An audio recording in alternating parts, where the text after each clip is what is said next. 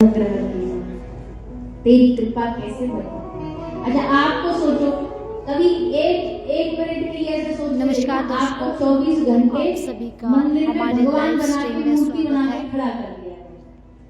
अब सोचो अब 24 घंटे आपके सामने जो आ रहे हैं ना वो एकदम मुरझाए चेहरे, रोते हुए, पांवटा शिकायत साहिब करते में आज हुए, श्रीमद् लड़ाई भागवत करने कथा के का लिए दूसरा आपको दिन है। ऐसे ही लोग आ रहे 24 घंटे रोते हुए चेहरे, तो कैसा लगेगा आपको?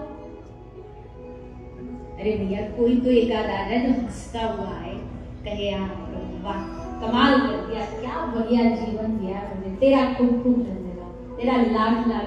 तो ठाकुर जी वही टकर टकर देखते भैया कोई तो आ जाए, और जो आकर के ऐसे हंस के भगवान के सामने बोलता है ना, कोई दर्शनार्थी दिन में हजारों आ रहे, भगवान को पता नहीं याद रहते या नहीं रहते, पर वो वाला जरूर याद रहेगा कि आज बड़ा कमाल का भक्त आया था, कितना बढ़िया मुस्कुरा रहा था।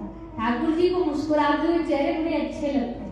कथा में भी इसलिए हम कहते हैं कि भैया कथा में बैठते हो ना तो एकदम ठाकुर जी के नाम में मुस्कुराते हुए बैठो, आनंद में बैठो, प्रसन्न चित्त बैठो, तब ठाकुर जी को पसंद आओगे, तब भगवान को बोलो। अच्छा ये कैमरे वाले जब फोटो खींचते हैं ना तो क्या बोलते हैं?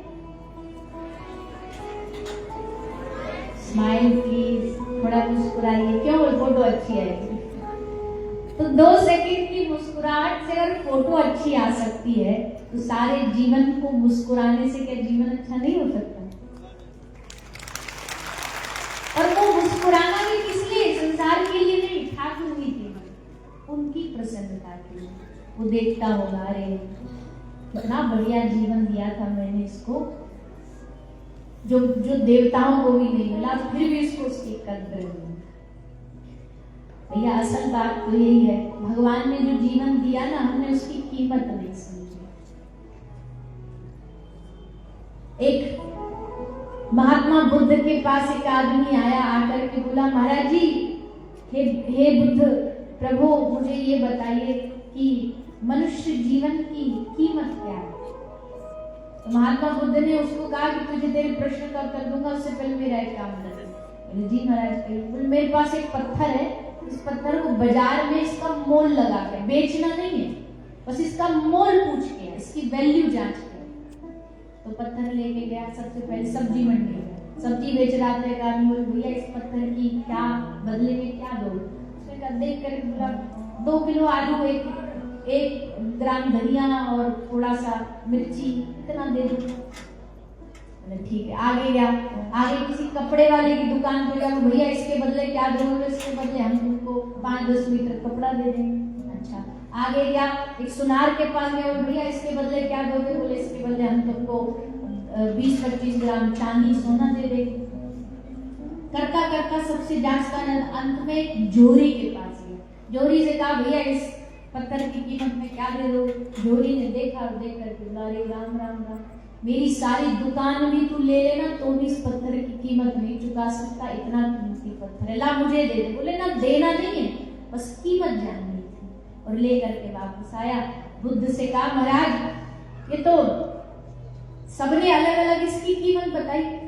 तो महात्मा बुद्ध ने कहा ये तेरे प्रश्न का उत्तर है, कीमत तो इसकी अनंत थी, पर जैसा जिसका बुद्धि दिमाग काम करता वो उस हिसाब से उसकी कीमत। कोई आलू के बदले बेच रहा है, कोई कपड़ा के लत्ता के बदले बेच रहा है, पर जो समझदार है वो जान गया कि इसकी कोई कीमत नहीं लगा सकता।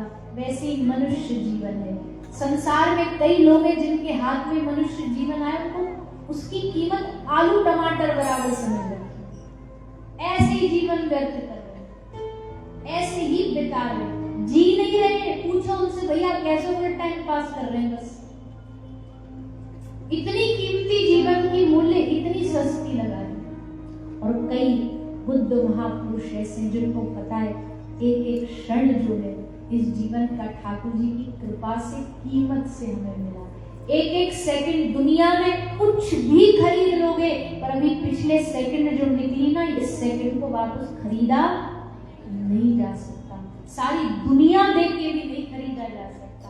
हर एक क्षण की इतनी कीमत है। पर फिर हमने उस समय का किया क्या? अभी तो बड़ा अच्छा उपयोग कर रहे हो, आप कथा में बैठे हो, पर अक्सर हम अपने समय का उपयोग कहाँ करते हैं, कहाँ लगा रहे हैं समय? दिन की सोच के देखो,